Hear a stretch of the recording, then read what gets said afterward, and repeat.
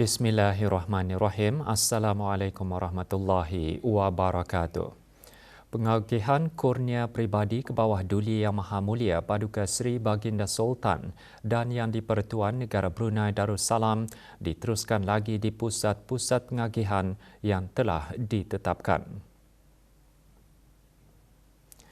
Di daerah Brunei dan Muara, pengagihan kurnia pribadi diadakan di Stadium Tertutup Kompleks Sukan Negara Hassanah Bolkiah Brakas. Kecekapan Jawatan Kuasa Majlis membantu melancarkan lagi proses pendaftaran. Pengagihan kurnia pribadi juga diadakan di Dewan Chancellor Universiti Brunei Darussalam.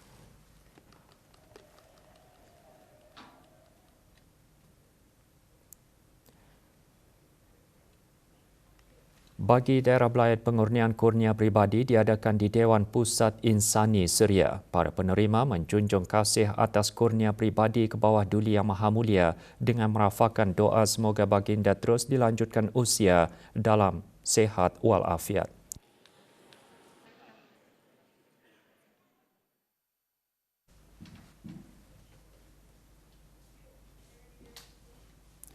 Manakala di daerah Tutong, pengurnian kurnia pribadi berlangsung di Dewan Utama Kompleks Dewan Kemasyarakatan Tutong. Pengurnian tersebut jelas memperlihatkan keprihatinan ke bawah Duli Yang Maha Mulia dalam memeduli kesejahteraan golongan-golongan tertentu, lebih-lebih lagi menjelang Hari Raya Aidilfitri.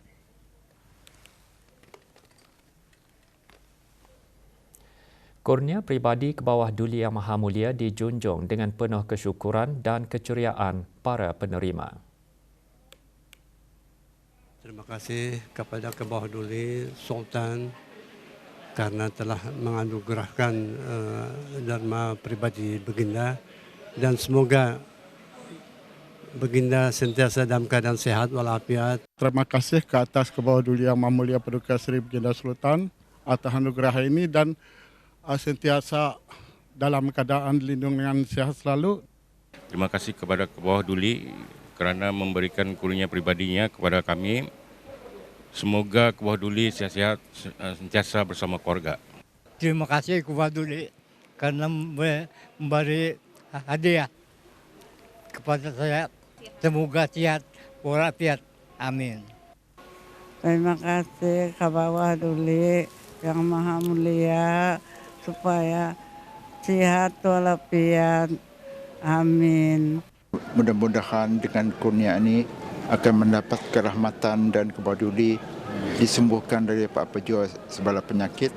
Berterima kasih kepada ke bawah Duli untuk perbelanjaan di hari raya lah. Mudah-mudahan ke bawah Duli sehat walafiat. Terima kasih. Mudah-mudahan dia dapat dipakai untuk hari raya, untuk bagi dua lah laki bini. Kan tahun ni baru masuk 18 kan, sekali aku mau guna duit ni untuk beli itulah, untuk ambil lesen kereta. Saya mendoakan kepada Duli Maha Mulia beserta kerabat-kerabat diraja, semoga dipanjangkan umur, dimurahkan rezeki, sehat tubuh badan. Mendoakan semoga ke bawah Duli sehat dan dapat merajui pemerintahan negara dengan aman, makmur dan sihat walafiat. Kami menggunakan dengan sebaik-baiknya untuk hari raya, untuk sekolah. Menjunjung kasih kepada ke bawah Duli yang mana telah memberi kurnia untuk anak saya, untuk barang-barang untuk perhatiannya lah. Mendoakan kesihatan ke bawah Duli Yang Maha Mulia Paduka Seri Baginda Sultan, kekal memerintah negara. Semoga sihat-sihat selalu, semoga panjang umur, daulat kepada Duli Tuan Patik. Aku simpan untuk masa depan dorang, untuk sekolah dorang, sama untuk perbelanjaan untuk hari raya untuk dorang lah. Harapan bersama mendoakan agar ke bawah Duli Yang Maha Mulia serta kaum kerabat akan sentiasa berada dalam sihat walafiat. Digunakan sebaiknya untuk meringankan beban keluarga saya, dapat digunakan untuk membeli barang raya nanti. Terima kasih atas kurnia ke bawah Duli yang diberikan kurnia untuk kami untuk meringankan. Pengurnian ini akan kami gunakan sebaik mungkin dan digunakan untuk perubatan bagi anak saya. Gunakan untuk simpanan pada masa akan datang untuk menolong Raisa punya pembelajaran yang akan datang.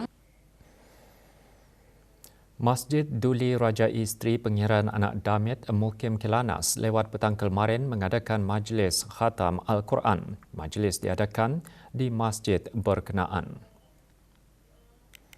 Mengetuai bacaan surah Al-Fatihah Yang Berhormat Datuk Seri Setia Dr. Haji Abdul Manaf bin Haji Matusin, Menteri Sumber-Sumber Utama dan Pelancongan, diikuti dengan bacaan surah-surah lazim oleh peserta khatam.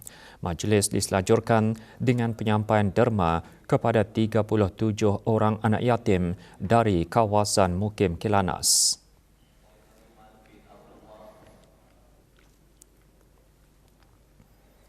Kementerian Sumber-Sumber Utama dan Pelancongan serta jabatan-jabatan di bawahnya mengadakan majlis memperingati nuzul Al-Quran dan penyampaian derma kepada anak-anak yatim.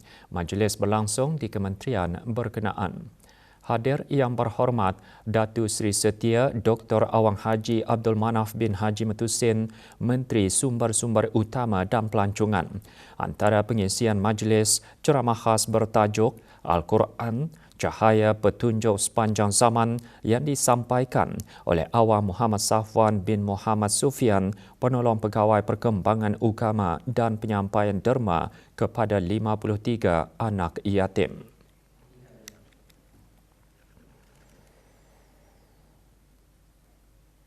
Kementerian Pengangkutan dan Info Komunikasi serta jabatan-jabatan otoriti dan pihak berkuasa di bawahnya mengadakan majlis sambutan nuzul Al-Quran. Majlis berlangsung di Dewan Amar Pahlawan, Kementerian Pengangkutan dan Info Komunikasi. Majlis dikelolakan oleh Jabatan Penerbangan Awam, Kementerian Pengangkutan dan Info Komunikasi. Hadir Yang Berhormat Pengiran Datuk Seri Setia Syamhari bin Pengiran Datuk Paduka Haji Mustafa, Menteri Pengangkutan dan Info Komunikasi. Majlis diserikan dengan ceramah khas bertajuk Al-Quran di Tangan, Adakah di Hati dan Menjadi Teman Hidup, disampaikan oleh Awang Haji Muhammad Najib bin Haji Awang, Pegawai Perkembangan Agama dari Pusat Dakwah Islamia. Majlis juga diselajurkan dengan penyampaian derma kepada 42 anak yatim daripada warga kementerian berkenaan. Kementerian Hal Ehwal Dalam Negeri dan jabatan-jabatan di bawahnya mengadakan majlis takrim Al-Quran yang dikendalikan oleh Jabatan Penjara. Majlis tersebut diadakan di Kementerian Hal Ehwal Dalam Negeri. Bacaan takhtim dan surah Al-Fatihah dipimpin oleh Yang Berhormat Datuk Seri Setia Awang Haji Ahmadin bin Haji Abdul Rahman, Menteri Hal Ehwal Dalam Negeri. Juga diadakan penyampaian derma kepada 50 orang anak yatim dan orang kelainan upaya bagi warga kementerian dan jabatan-jabatan di bawahnya. Majlis bertujuan untuk memartabatkan dan memuliakan Al-Quran bagi pegawai dan kaki tangan di bawah jabatan dan kementerian tersebut. Bersedekah dan membantu mereka yang kurang bernasib baik adalah perkara yang amat dituntut oleh Islam. Lebih-lebih lagi semasa bulan Ramadan. Pada majlis ini, lebih 50 orang anak yatim dari Mukim Lumapas menerima derma. Penyampaian derma disempurnakan oleh Yang Berhormat Datuk Seri Setia Awang Haji Ahmadin bin Haji Abdul Rahman, Menteri Hal Ehwal Dalam Negeri. Juga hadir ahli-ahli Majlis Mesyuarat Negara. Sumbangan diharap dapat menampung perbelanjaan anak-anak yatim.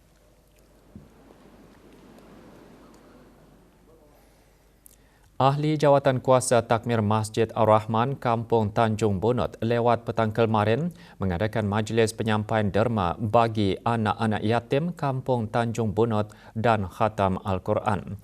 Majlis berlangsung di Masjid Ar-Rahman Kampung Tanjung Bonot. 8 orang anak yatim dari Kampung Tanjung Bonot menerima derma disampaikan oleh Awang Haji Muhammad Rosli bin Haji Ibrahim, Setiausaha Tetap Kementerian Hal Ehwal Agama.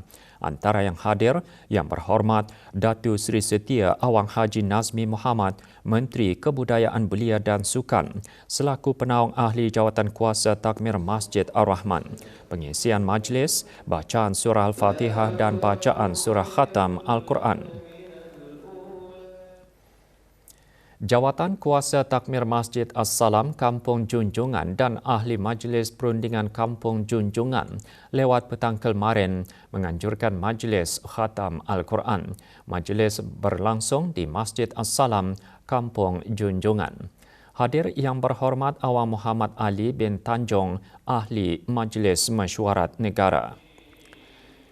Antara pengisian majlis, bacaan surah Khatam Al-Quran dan penyampaian derma kepada 16 orang anak yatim dari Kampung Junjungan. Derma berkenaan adalah dari tabung kutipan anak-anak yatim Masjid As-Salam dan daripada ahli Majlis Perundingan Kampung dan penduduk Kampung Junjungan. Jawatan Kuasa Takmir Masjid Penyiaran Muda Abdul Matin Kampung Melaut dan Majlis Perundingan Kampung Melaut lewat petang kemarin juga menganjurkan majlis Khatam Al-Quran. Majlis berlangsung di Masjid Penyiaran Muda Abdul Matin Kampung Melaut. Hadir Awang Haji Syamsul bin Haji Umar, Timbalan Setiausaha Tetap Dasar dan Keugamaan Kementerian Hal Ehwal Ugama. Majlis diisikan dengan bacaan surah-surah Khatam Al-Quran dan penyampaian derma kepada 22 orang anak yatim dari Kampung Melaut.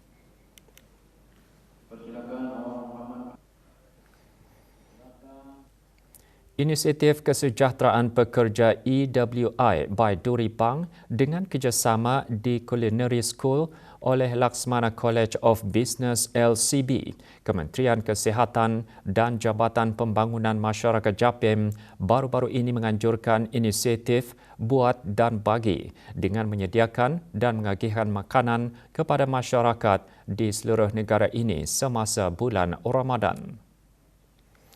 Sepanjang inisiatif berlangsung selama 4 hari, sebanyak 600 hidangan telah disediakan, dibungkus dan diedarkan. Pengagihan hidangan tersebut termasuk kepada pesakit dan kaki tangan barisan hadapan di Hospital Raja Isteri Pengiran Anak Soleha serta Hospital Pengiran Muda Mahkota Pengiran Muda Haji Al-Muhtadi Bilah Tutong.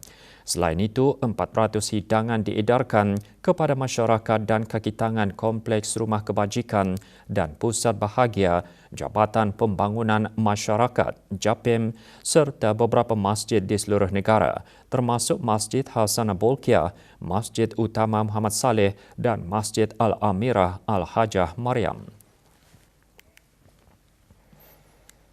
Persidangan Antarabangsa Pusat Bahasa Serantau SIMIO RELC berfungsi sebagai platform utama bagi pendidik dan penyelidik dari seluruh dunia untuk berkongsi amalan terbaik serta inovasi dalam pengajaran dan pembelajaran bahasa. Perasmian persidangan berkenaan diadakan baru-baru ini di Republik Singapura. Persidangan tersebut dihadiri oleh Yang Berhormat Datin Seri Setia Dr. Dayang Hajah Romaizah binti Haji Muhammad Saleh, Menteri Pendidikan, selaku Presiden Majlis Pertubuhan Menteri Pendidikan Asia Tenggara bagi penggal 2025-2027. Dalam ucapan perasmian, Yang Berhormat Datin menyentuh mengenai peranan transformatif kecerdasan buatan generatif sebagai rakan kognitif dalam pendidikan bahasa di samping menggariskan kepentingan inklusiviti, kepelbagaian linguistik dan kelestarian. Yang Berhormat Datin turut menggalakkan para peserta untuk menterjemahkan penyelidikan kepada amalan yang bermakna bagi memastikan inovasi kekal berpastikan manusia dan saksama. Juga diadakan kunjungan rasmi ke SIMIO RELC. Yang Berhormat Datin juga mengadakan kunjungan hormat kepada Tuan Yang Terutama David Neo, Pemangku Menteri Kebudayaan Komuniti dan Belia serta Menteri Kanan Negara Pendidikan Republik Singapura. Pertemuan tersebut berfungsi untuk memperkukuh hubungan dua hala dan menyediakan platform bagi pertukaran pandangan mengenai inisiatif yang berjaya serta kepentingan bersama dalam pendidikan yang mencerminkan komitmen kedua-dua buah negara dalam melahirkan generasi yang sedia masa hadapan. Yang Berhormat Datin turut melawat para penerima biasiswa pendidikan belia negara Brunei Darussalam Singapura bertempat di Victoria Hall, Republik Singapura. Semasa sesi tersebut, Yang Berhormat Datin memberi galakan kepada para penerima biasiswa untuk berusaha mencapai kecemerlangan akademik sebagai Duta Muda Negara Brunei Darussalam, di samping terus berpegang teguh kepada nilai-nilai Melayu Islam Beraja sebagai persediaan bagi peranan sebagai pemimpin masa hadapan. Juga menyertai Puan Yang Terutama Hajah Nur Kamar binti Haji Sulaiman, Pesuruhjaya Tinggi Brunei Darussalam ke Republik Singapura, dan Dr. Dayang Syamsiah Zuraini Kancanawati binti Haji Tajuddin, Setiausaha Tetap Pendidikan Trust Kementerian Pendidikan. Universiti Teknologi Brunei UTB dan Tabung Amanah Pekerja TAP telah memeterai kerjasama rasmi melalui penandatanganan Memorandum Persefahaman MOU yang bertujuan meningkatkan kesedaran keusahawanan, literasi kewangan serta pembangunan bakat dalam kalangan pelajar dan alumni UTB. Majlis berlangsung di kampus UTB. MOU tersebut telah ditandatangani oleh Datin Paduka Profesor Dr. Dayang Hajah Zohrah binti Haji Sulaiman, Naib Chancellor UTB, dan Azmilin bin Haji Ramli, Pengarah Urusan Sementara TAP. Kerjasama tersebut bertujuan meningkatkan pemahaman dan penyertaan dalam skim-skim yang ditawarkan oleh TAP, khususnya skim persaraan kebangsaan bagi individu bekerja sendiri. Kerjasama tersebut mencerminkan komitmen bersama UTB dan TAP dalam memperkukuh model insan negara Brunei Darussalam, memupuk pertumbuhan berasaskan inovasi serta menyokong aspirasi negara di bawah agenda transformasi sosioekonomi dan digital.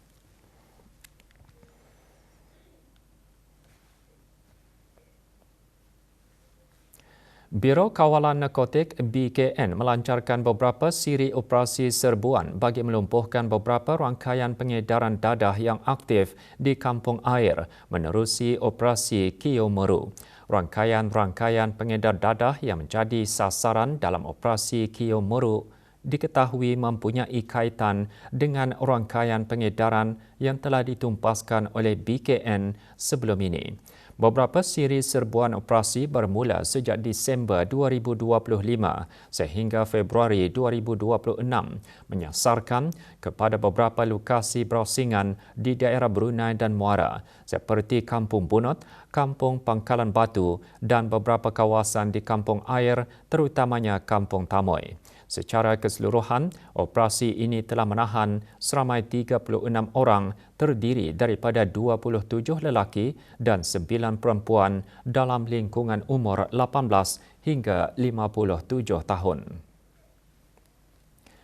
Sehingga kini, operasi Kio Meru berhasil merampas 209.39 gram syabu, wang tunai berjumlah $6,836 Brunei dan $22 Singapura hasil kegiatan pengedaran dadah, alat perkakas untuk menyalahgunakan dadah, peralatan untuk membungkus dadah seperti gunting, alat timbangan digital dan plastik lot sinar kosong. Juga dirampas sebuah kenderaan yang digunakan dalam menjalankan kegiatan dadah, beberapa barang kemas hasil dari kegiatan pengedaran dadah. Dadah syabu yang dirampas dianggarkan bernilai lebih dari $20,000 di pasaran tempatan dan boleh menampung sekurang-kurangnya 2,000 pengguna dadah. Modus operandi rangkaian ini ialah dengan menggunakan golongan muda dan kenalan rapat sebagai penyimpan bekalan dadah dengan bayaran upah. Selain itu, mereka juga digunakan sebagai runner untuk menjalankan tugas-tugas menerima bekalan dan penghantaran dadah kepada pembeli-pembeli di kampung air termasuk di Kampung Tamoy dan kampung-kampung lain berdekatan. Siasatan BKN mendapati 3 orang tangkapan yang kesemuanya berumur 20 tahun yang terlibat dalam rangkaian operasi Kio Meru ini berperanan sebagai pembekal dadah dan penyimpan bekalan dadah. Mereka disiasat di bawah Seksyen 3A Akta Penyalahgunaan Dadah Penggal 27 atas kesalahan memiliki dadah terkawal bagi tujuan mengedar yang mana jika sabit boleh membawa hukuman gantung sampai mati. Manakala 3 orang tangkapan lainnya turut disiasat di bawah Seksyen 83-1 Perintah mendapatkan kembali Aset Jenayah 2012. BKN akan terus menjalankan operasi serbuan dan tangkapan dalam usaha menumpaskan rangkaian pengedar-pengedar dadah yang terus menjalankan aktiviti haram ini tanpa menghiraukan kerosakan dan kesan negatif kepada kesejahteraan rakyat dan penduduk di negara ini.